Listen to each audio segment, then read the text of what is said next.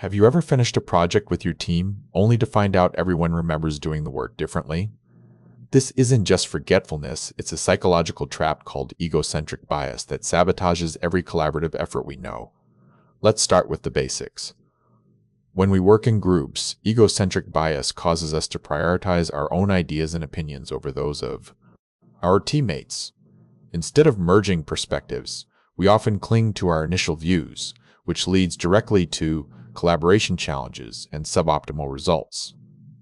One of the most surprising effects happens in our memories.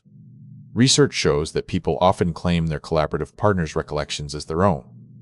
This phenomenon, known as egocentric source monitoring bias, creates an agreed-upon version of the past that becomes each individual's memory, even if it wasn't what they actually experienced. It gets worse when we try to assign credit. In recent experiments, researchers investigated how perspective-taking impacts the allocation of responsibility.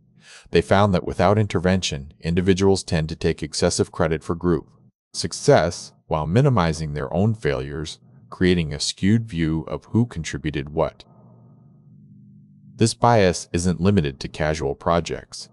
It permeates professional decision-making in high-stakes fields like medicine, law, finance, and management.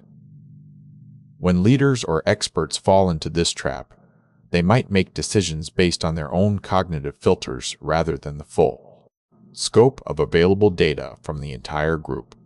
The consequences extend beyond just getting the wrong answers. Studies indicate that this bias significantly lowers overall enjoyment within the team and decreases interest in future collaboration. When trust erodes because everyone is guarding their own narrative, the group dynamic fractures.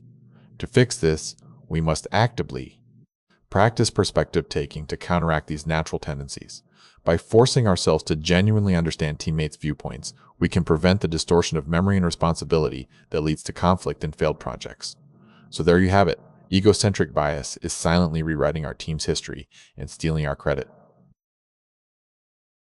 What strategies do you use to ensure everyone feels heard in your next project?